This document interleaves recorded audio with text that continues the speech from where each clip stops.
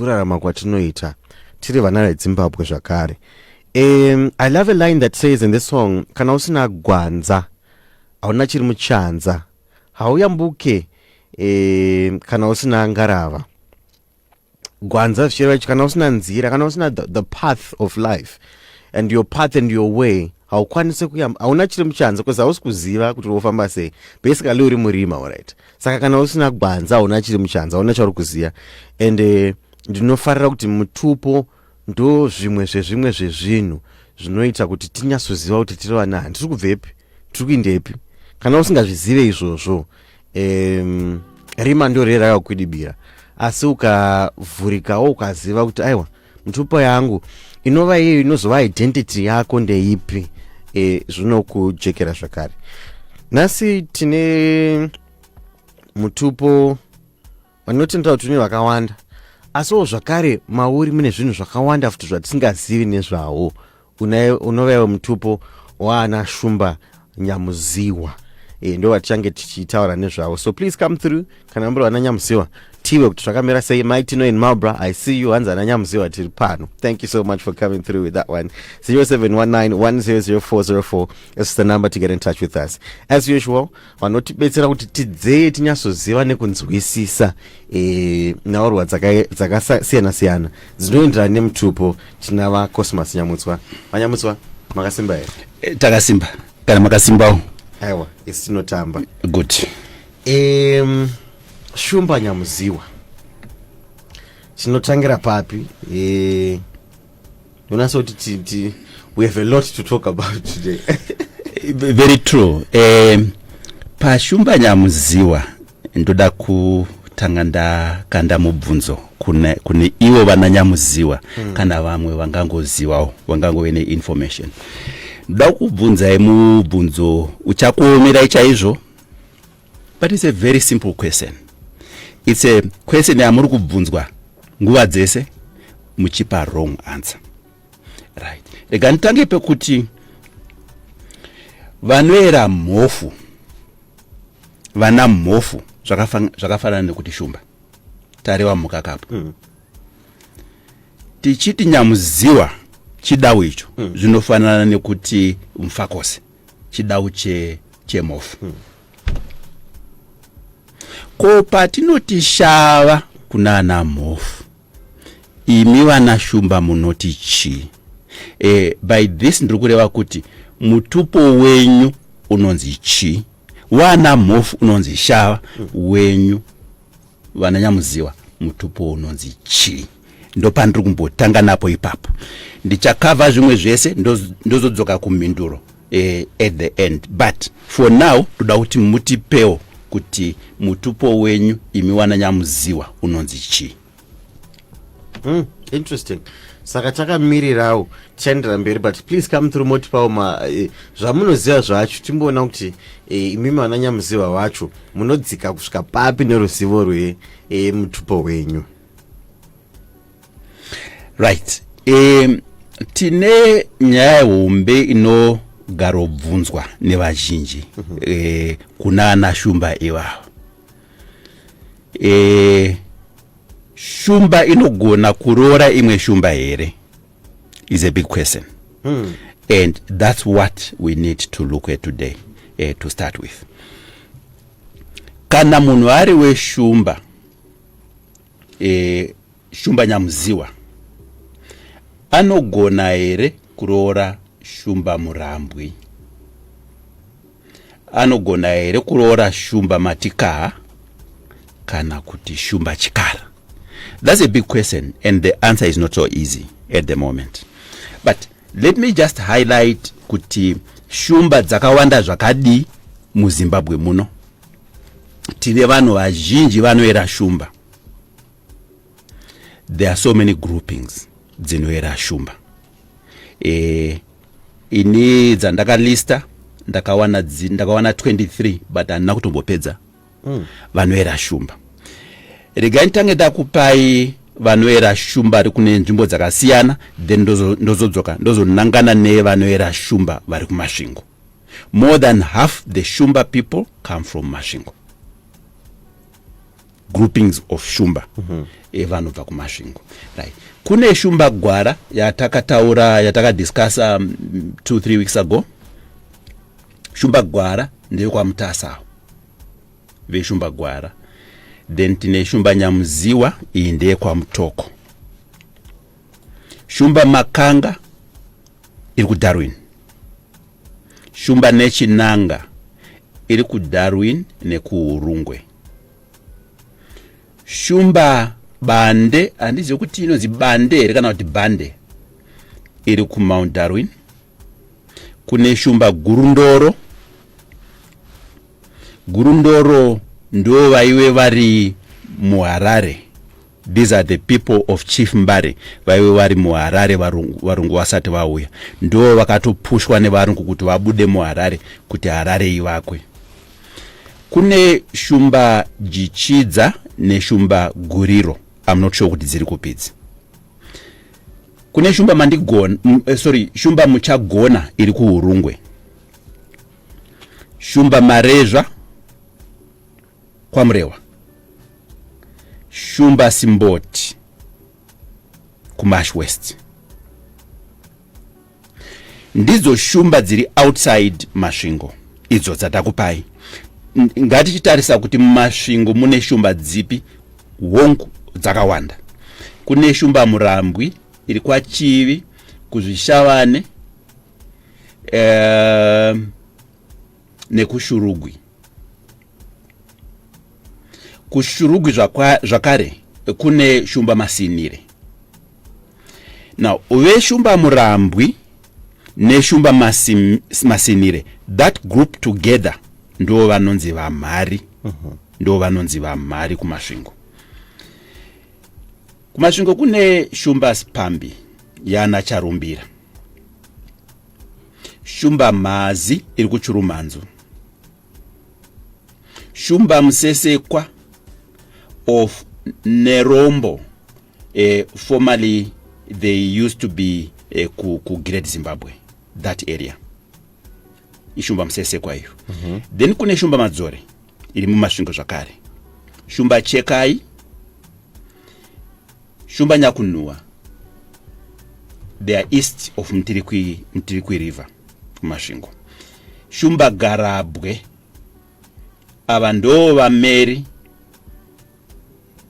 vanamanwa vari very close to Great Zimbabwe. Vananemanwa ndivavo. Koita shumba Matikaha, inonzi shumba Chibwa iyoyo. Ndio yana Zobo. Koita shumba Chikara mumasvingo zvakare. Neshumba Nyakurebwa vari kumushawasha kumasvingo. Now, ndoma groups eshumba atinawo. The big question is, mumasvingo imomo nekuwanda kwakaita shumba, who among them has broken away from shumba Murambwi? Shumba Murambwi is the most dominant. I'm sure vakawanda vakabreak away from shumba Murambwi vachiitawo zvidau zvavo. Which means those people are related kushumba Murambwi. It means kuti they cannot marry into shumba Murambwi. We also want to know kuti vamwe vasingaroorane vari veshumba ndanani. Pantoda a good study to establish all that. And I hope I will have some time to sit down to work on that kind of project. It will be very interesting. Kuti tiwane information iyoyo. Ngatidzokei kune shumba Nyamuziwa yedu, which is the discussion today. Shumba Nyamuziwa vari kwa mtoko vanhu avo. Vari kwa mtoko, they are closer in terms of their culture and their language. They are closer to people of Manicaland than Kumash East kwavari. Shumba Murambwi yakauya the same way as Vanameta vari kuinyanga yakauya the same way as vana hungwe, avo vanoera shiri vanoera hanga, the same way as vana gumbi, vana nhewa ekwatangwena, nana makoni vakauya the same way. In fact, makoni is in fact part of Shumba Nyamziwa. They broke away from Shumba Nyamziwa. Ndokuya kwa makoni established their chieftainship there, ndokubva vachinja mutupo tunyati, but vakanga vari Shumba Nyamziwa. Avo vandadoma vese avo vana mheta, hungwe, hanga, gumbi, nhewa pamwe chete nana Shumba Nyamziwa, origin yavo iMozambique. They were in the Zambezi Valley ku Mozambique, and vana Shumba Nyamziwa vaive kunzvimbo yainzi Mingare kana kuti Mingare ku Mozambique in the Zambezi Valley. Vanhu ava vakanga vari matonga, vakachinja identity vamuno vasetla in Zimbabwe. Vakanga vari matonga who came to Zimbabwe vachiteera the commercial activity yanga iri muinyanga. And the commercial activity muinyanga was gold mining. I said before and I'll say it again that gold rakawanika muinyanga with the big activity yanga irimo, this is the gold that ended up in King Solomon's mines, in King Solomon's hands. We know that King Solomon was very rich. Yes, there is evidence now that King Solomon got his gold from Inyanga. The Bible tells us of a place called Ophir where King Solomon's gold came from. Ophir, I found it in Inyanga, and even today it is producing lots of gold. Vauya vananyamuziva nevamwe vesa vakauya kuzogara around Inyanga, and this is why their chieftainship is just very close to Inyanga. Munongoyambuka Rwizi matowa muningi, matowa muinyanga kana tichibva kwa nanyamuziwa. The point about the Nyamuziwa being Tonga, vananyamuziwa vari kwa mutoko yainzi dokotoko, ndio raiwe the old name, iye zvino yakunzi mutoko. Vari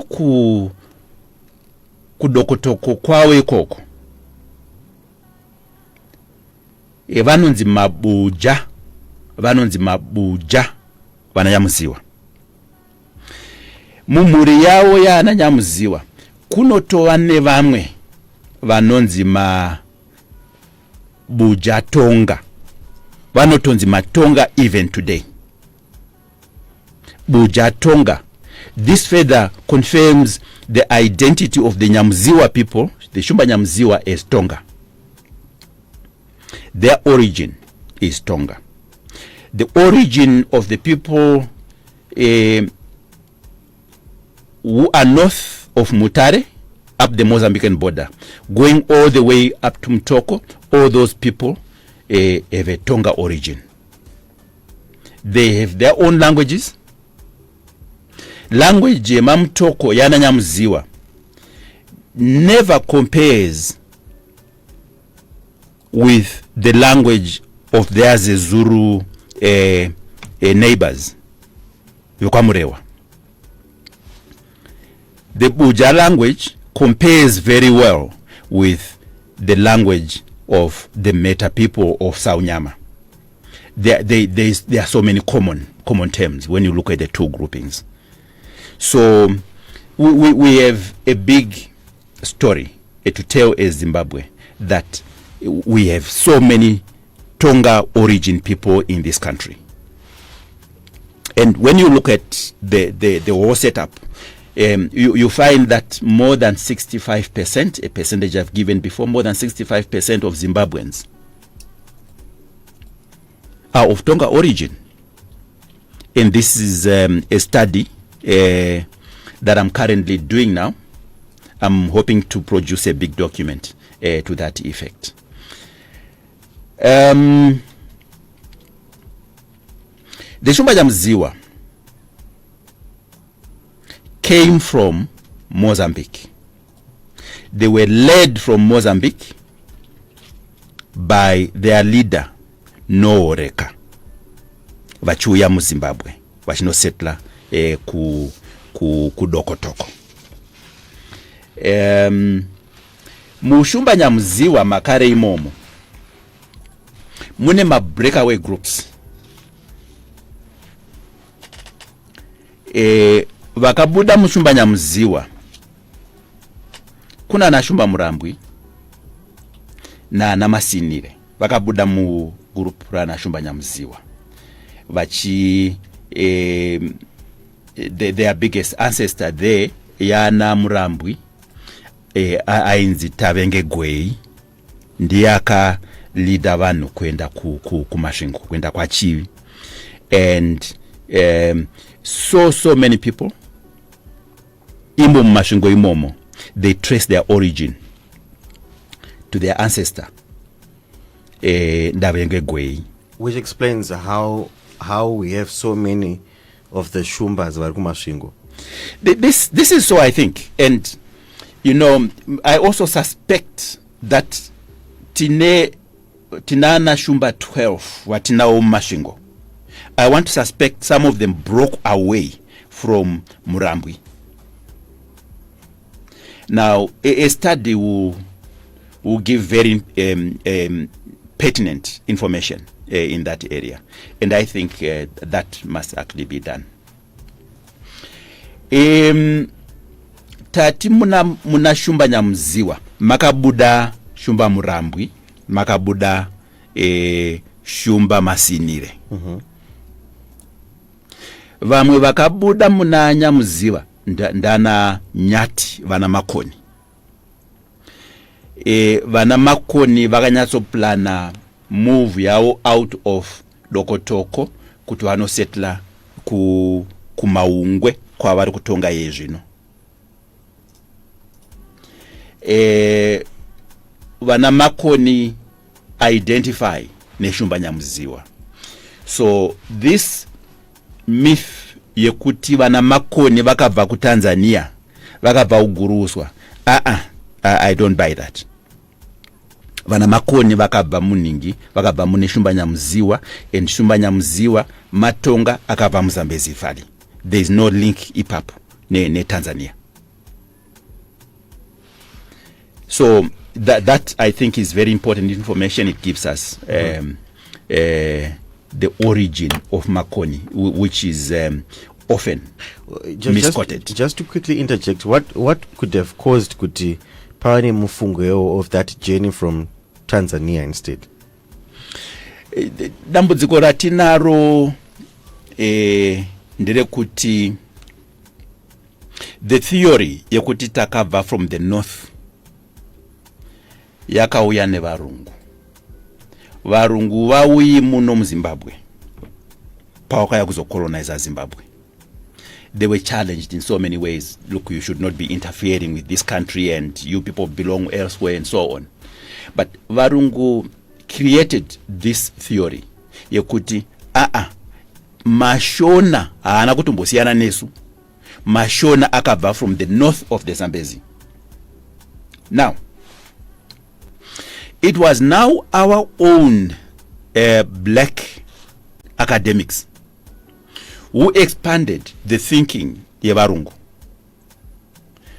who created this Guruswa myth. Guruswa aitombozikanwa nema historians yeku East Africa, aitombozikanwa.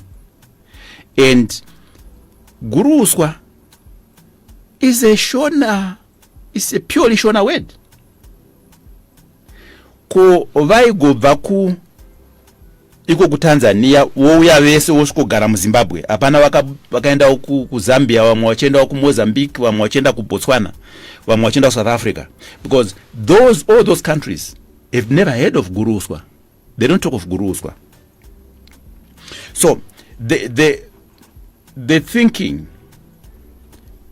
yekuti takabva outside Zimbabwe was colonial. It was varungu who were trying to justify colonial occupation of this country. They did not want to say takabva Muzambezi Valley, this place belongs to us. They also wanted to have an advantage in their area. We are foreigners in this land, and you people also came from outside Zimbabwe. You are also foreigners. That was a colonial thinking that was expanded nema black academics, unfortunately. But from the evidence we're getting now, it shows kuti vanhu vatema vakabva Muzambezi Valley vakanga vari matonga vari Muzambezi Valley vachizobuda vachipinda to the rest of this country. Avo vasiri matonga in this country, I'll give a few examples. Mandebele, we know kuti vakabva kuningi ku South Africa. We know about the Lemba, the Wesa people in Inyanga. We know about the Beta people, Kuchimanimani. Those people, those three groups are Jews. Avana kubva Muzambezi Valley. There's been so much that has been written about these three groups. Vachinzi, no, they are not originally from Zambezi Valley. They are in fact Jews. They came from Israel. There is so much written on that. Vamwaka bakunze, we have people vana gondo vari kuinyanga vakabva Cape Town, that is known. Tinezve machangana ari muno akabva South Africa. So yes, we have groupings dzisina kubva dzisiri mu group re avo vakabva kuningi ku Zambezi Valley. Ningi, those are known, and then we have the groups now vatinoziva kuti vakabva ku Zambezi Valley. Ivo vana soko vakabva ku Zambezi Valley. Chigwedere used to say so much kuti vakabva kumbire. Mbire is part of Zambezi Valley. The Soko people came from Zambezi Valley. Matonga zvakare. Vana Mofu, Matonga, vakabva ku Zambezi Valley. And vamwe vavo variko vari kushandisa ndeve Mofu, but vanoshandisa rimwe zita for Mofu. They use a local name there. So you find that the Zimbabweans basically came from Zambezi Valley, and vaive Muzambezi Valley vakanga vari matonga. That's what we all know. The Tonga are associated with the Zambezi Valley. And when you look at Binga, yes, they are in the Zambezi Valley. Ndo kune matonga ikoko. Ndio origin the Zambezi Valley. We are talking of tichibva kumusoro kwe Victoria Falls kwenda all the way to the delta re Zambezi matonga ayo.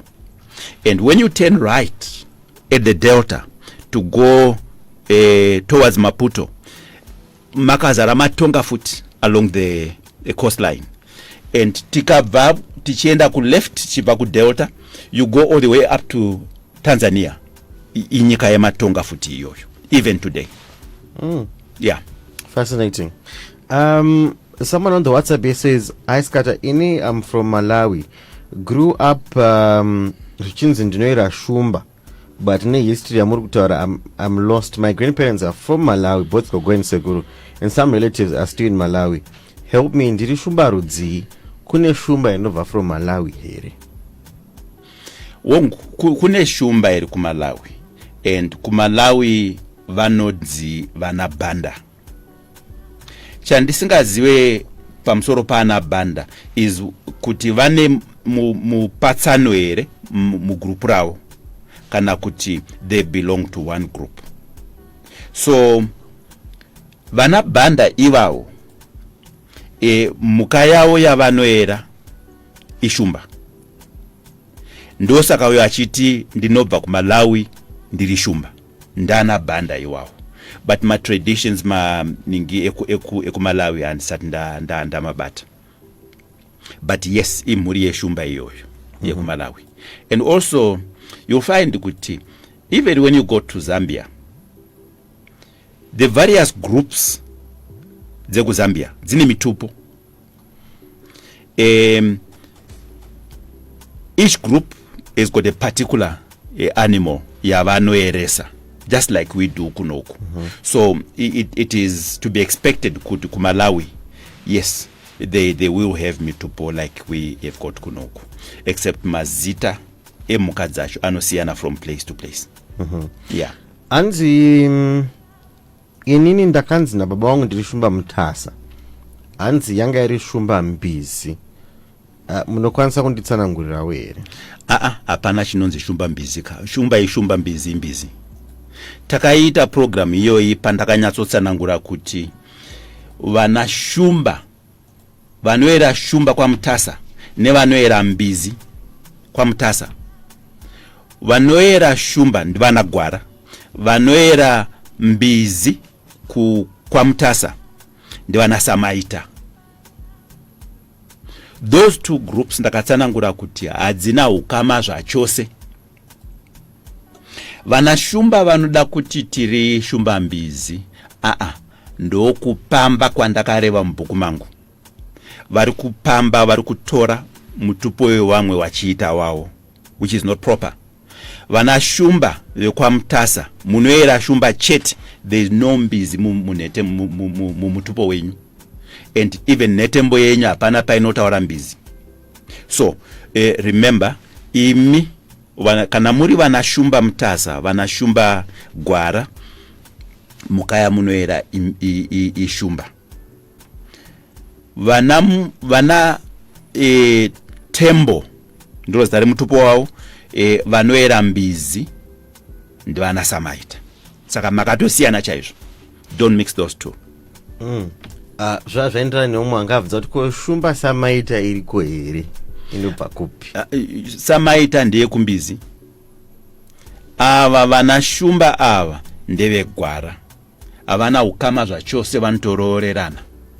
Hakuna chinonzi shumba samaita, hakuna. Samaita ndeye kumbizi. Kupamba zvakare kwandakareva mubhuku mangu rakanzi shumba gwara, vala, mupfundo and romance. Ndakataura zvakawanda nenyaya yekupamba zvevamwe, mitupo yevamwe, property yevamwe nenyika yevamwe. I talked so much in my book regarding that. But vana shumba, I think it is time that you straighten up your identity. It is good for you, it is good for your children, good for those that will come after you. Musavapa confused information. Anzi, why do historians talk about Vananyati? Why, if historians talk about Vananyati, you only talk of Makoni? History of Vananyati does not evolve on Makoni. Does he say where it evolves?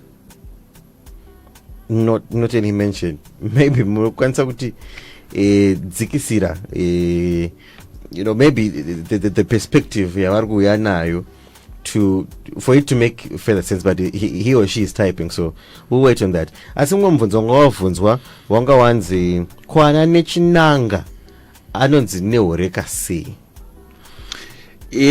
Ngatitarisei, ndoda kupa muenzaniso wemhofu.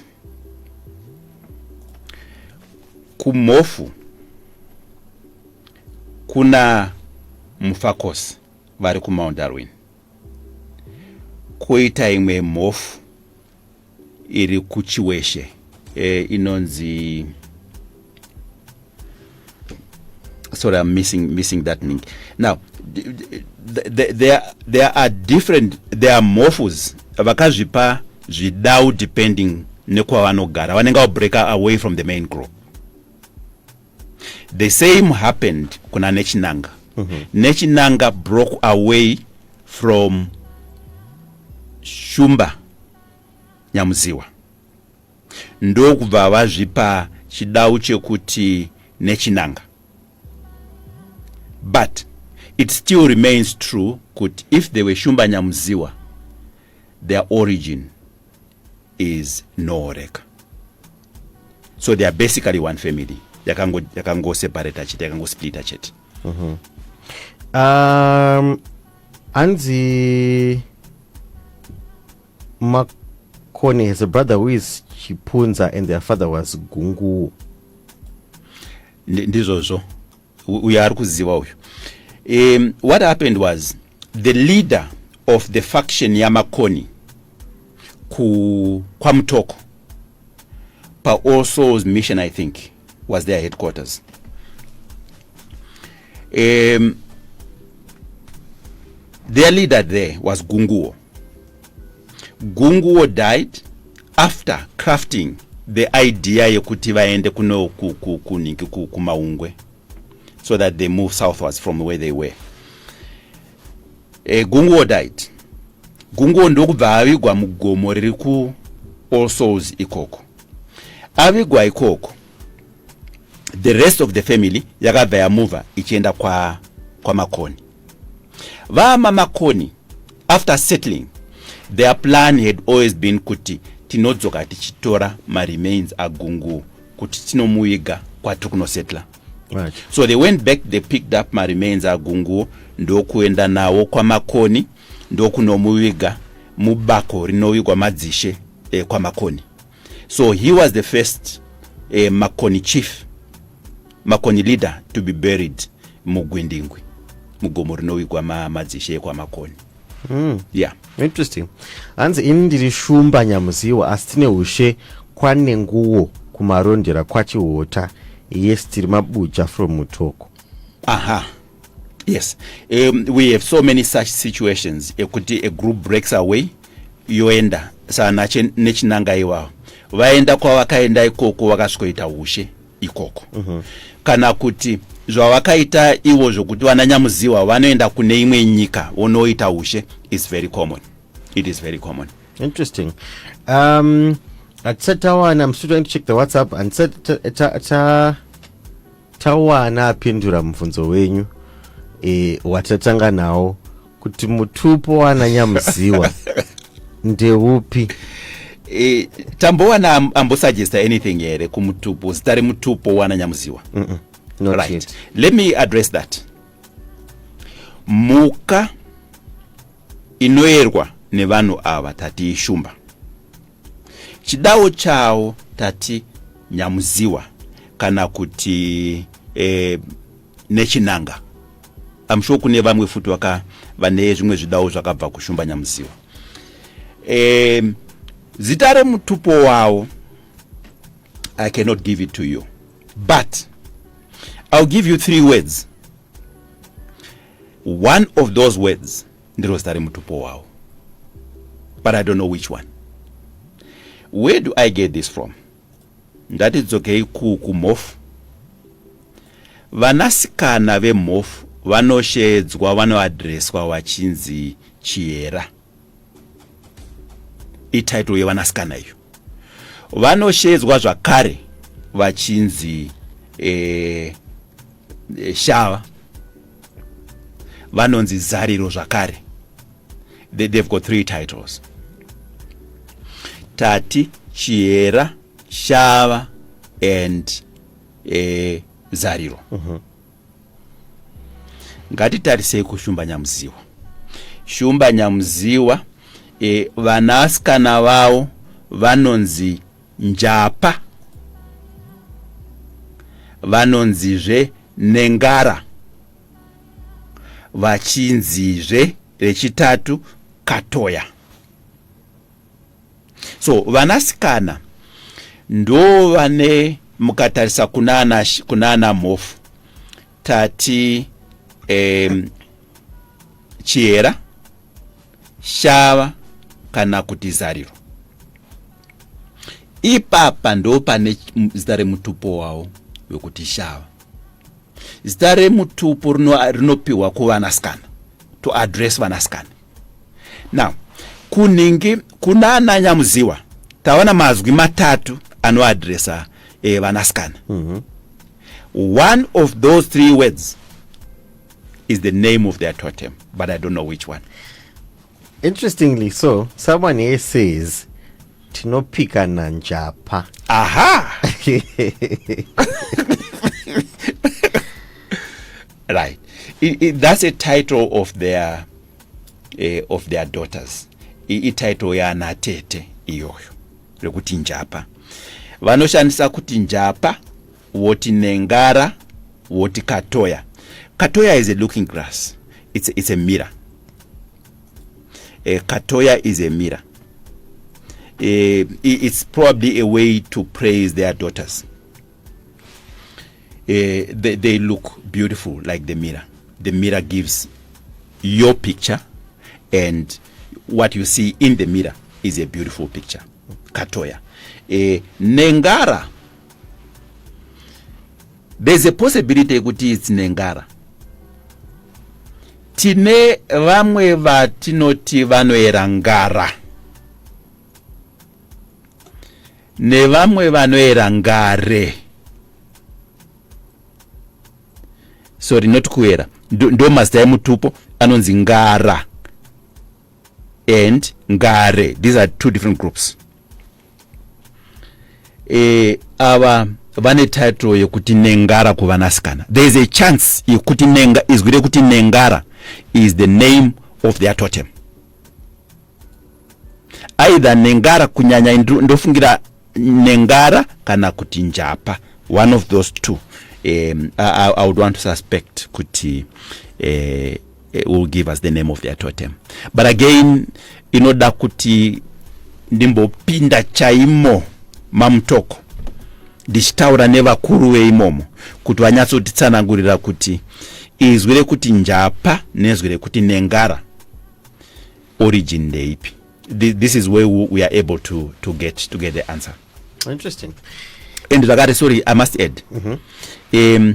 Vanhu verashumba kavanwa tati kumalawi vanonzi vanabhanda, kumatebeleland vanonzi sibanda, vanasikana vachinzi masibanda.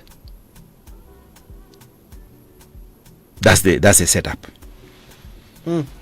Yeah, there's so much to talk about when it comes to anashumba. Amenoti tichipendera timbozwa kuti mutupo wavo vanenge vachiti chii pakudetemba apa. It's a long one. It goes to the next page. Yeah, but let me just read the first part. It's quite a long one. It's but not as long as one yana gumbo. Yana gumbo, you go to the third page. Uchiyerenga. Rega ndikupe netembo, just the first part ye netembo yana shumba nyamziwa. But again, I've edited that poem ndichitra kuti tibise words like vananjapa, words like nengara, because these refer to women. Netembo dzatinopa dzeningi dzedzinza dzinenge dziri netembo dzekupraisa varume chete. Vanoti maita nyamuziwa, shumba, hara, maita muchori, maita vananga vasina mezi, vakabva buja nebondwe, maita nechinanga, muzukuru wachakoreka, ewo bonga, wachingate, muzukuru wa mapawe, varichoma, ewo ishumba. Ndangoerenga just the first part, but the poem carries on. It goes for quite a distance. Interesting. I'm hoping Anashumba Nyamziwa are satisfied, but I can tell still there is still a lot that could be talked about and can be talked about about ananyamziwa, as maybe for today tinogona kumbo ipetera pano. Manyamutswa, thank you so much. Ne kuramba muchitidzikisira ruzivo. Ndikuona imwe mitupo yakawanda fani iri kuiswa pa WhatsApp pedu. Rambai muchiisa ipapo, change titongoendawo ipapo kuti tinzwe kuti mimwe mitupo yatinganonga timbotarisa nayo ndeipi. Amena kuti tichipendera vanoda kubata vanokuwana ipapi. Yes, I'm quite happy to give my cell number. Ndikozve kwandinowana imwe information. Tirikuda kuti imiwana nyamuziwa muitewo go deep into the name of your totem.